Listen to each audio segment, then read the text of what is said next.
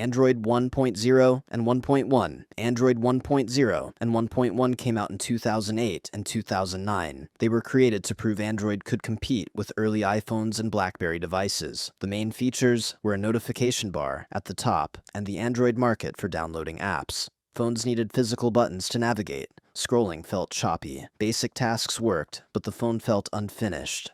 The problems were missing features like video recording and copy-paste. Multi-touch came later in updates. These versions appeared on the T-Mobile G1 in the late 2000s. Android 1.5, Cupcake came out in 2009 because early Android was missing too many basic features.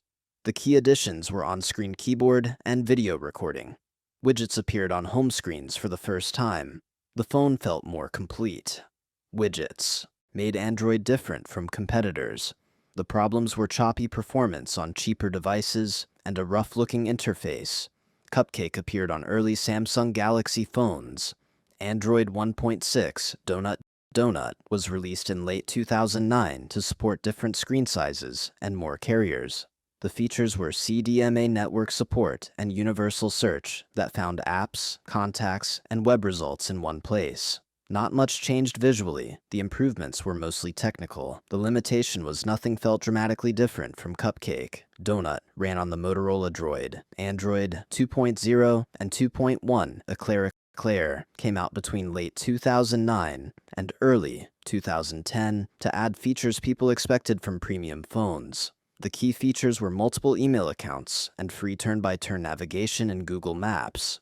Free GPS navigation was huge because competitors charged for it. Phones felt faster overall. The problem was terrible battery drain from live wallpapers and GPS. Eclair appeared on the Motorola Droid and Nexus 1. Android 2.2 Froyo was released in 2010 to fix Android's reputation for being slow. The main feature was a compiler that made apps run 2 to 5 times faster. Phones could become Wi-Fi hotspots for the first time. Phones suddenly felt genuinely fast. The lag that defined early Android mostly disappeared. The downside was flash support drained battery in minutes, not hours. Froyo ran on the HTC Evo 4G and Samsung Galaxy S. Android 2.3 Gingerbread came out in late 2010 to refine the interface and work better on cheap phones. The features were a redesigned black and green interface and an improved keyboard that made typing easier. The system felt more stable. Battery life improved noticeably. The problem was, tablets running Gingerbread looked awkward because everything was stretched. Gingerbread appeared on the Nexus S and millions of budget phones worldwide. It stayed common for years, especially in developing countries. Android 3.0, 3.1, and 3.2. Honeycomb came out in 2011 as a tablet-only version to compete with the iPad. The key feature was an interface actually designed for large screens instead of stretched phone layouts. It was the first Android that didn't feel wrong on a big screen. The problems were, it split Android into 2 separate systems. Most apps weren't optimized, so they looked broken. Honeycomb appeared on the Motorola Xoom. Android 4.0 Ice Cream Sandwich came out in late 2011 to reunify phones and tablets into one system. The main features were the hollow design, with blue accents and on-screen navigation buttons that replace physical ones. The interface felt polished for the first time. Android finally looked modern and consistent. The limitation was older phones couldn't upgrade because the requirements were too high. Ice Cream Sandwich appeared on the Galaxy Nexus and Galaxy S3. Android 4.1, 4.2, and 4.3 Jelly Bean came out between 2012 and 2013 to fix Android's biggest problem, lag. The key feature was Project Butter, which made scrolling and animations run at 60 frames per second. Google Now appeared, showing information before you asked for it. Android finally felt smooth. Scrolling didn't stutter anymore. The problem was cheap phones still lagged, because Project Butter needed decent hardware. Jelly Bean appeared on the Nexus 4 and Galaxy S4. Android 4.4, KitKat KitKat was released in late 2013 to run on phones with only 512 megabytes of RAM. The main feature was optimization that made Android usable on extremely cheap hardware. Budget phones became functional smartphones for the first time. Even the cheapest Android devices worked properly. The limitation was features were stripped down to fit on weak hardware. KitKat appeared on the Nexus 5 and Moto G, plus millions of budget phones in emerging markets. Android 5.0 and 5.1 Lollipop came out in late 2014 and early 2015 with Material Design, a complete visual redesign. The key features were material design with colorful animations and a runtime switch from Dalvik to Art. Android looked completely different. Everything became colorful and animated. The problem was serious bugs. Memory leaks made phones slow down over time. Lollipop appeared on the Nexus 6 and Galaxy S6. Android 6.0. Marshmallow was released in late 2015 to fix Lollipop's stability problems. The key features were app permissions you could control individually, and doze mode that dramatically improved battery life. Android felt stable again. Battery life improved significantly. The problem was adoptable storage confused people and slowed phones with cheap SD cards. Marshmallow appeared on the Nexus 5X and Galaxy S7. Android 7.0 and 7.1 Nougat was released in 2016 to add productivity features for larger screens.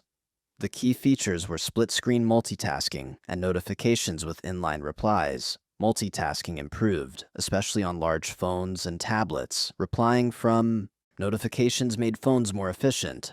The limitation was split screen wasn't well supported. Many apps refused to work in split mode. Nougat appeared on the original Pixel and Galaxy S8. Android 8.0 and 8.1 Oreo came out in 2017, focusing on efficiency rather than flashy features.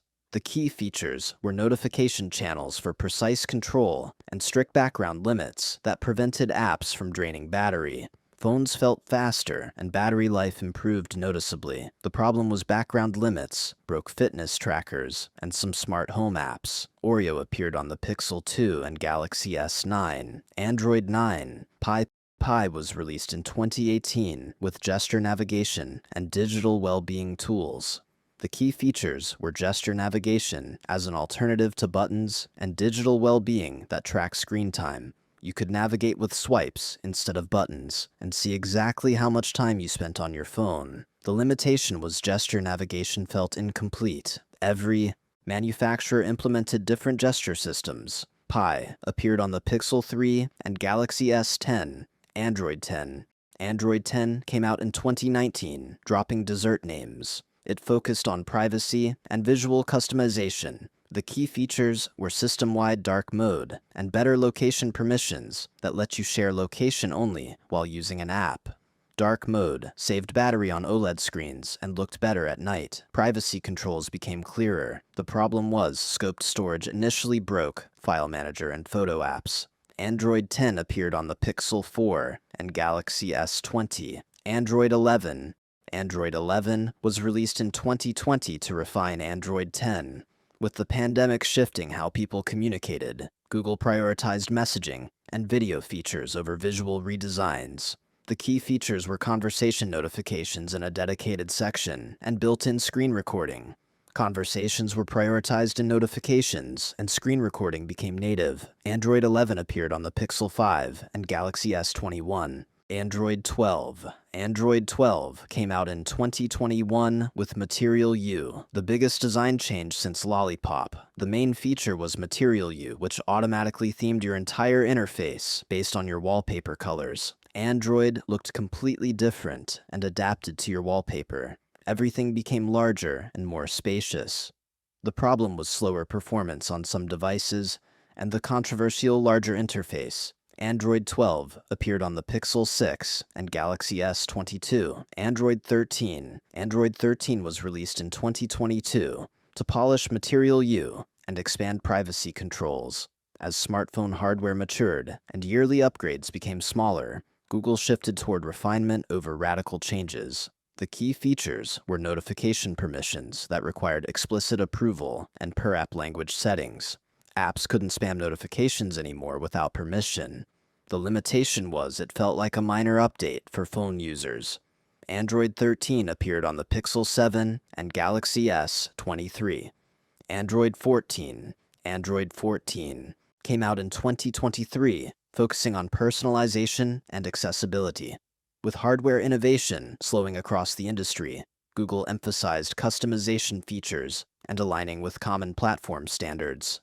The key features were customizable lock screens and battery health information. Lock screen customization improved, and you could finally see how worn out your battery was. The problem was many features aligned with changes already common on other platforms. Android 14 appeared on the Pixel 8 and Galaxy S24. Android 15 was released in 2024 as the current version. As smartphones stopped changing dramatically each year, Google shifted focus toward longevity, security, and supporting emerging device categories like foldables.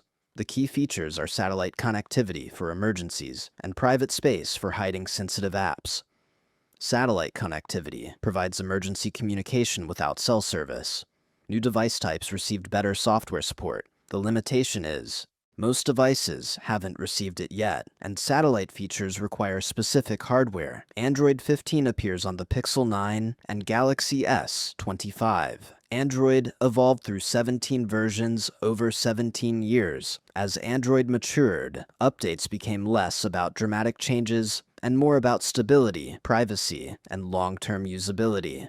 Early versions established basic functionality. Middle versions introduced modern design and improved efficiency. Recent versions prioritize privacy and adapting to new device types. Understanding Android versions matters when buying used phones, because the version determines app compatibility, security updates, and available features. Many budget phones still ship with older versions, so knowing the differences helps you make informed decisions.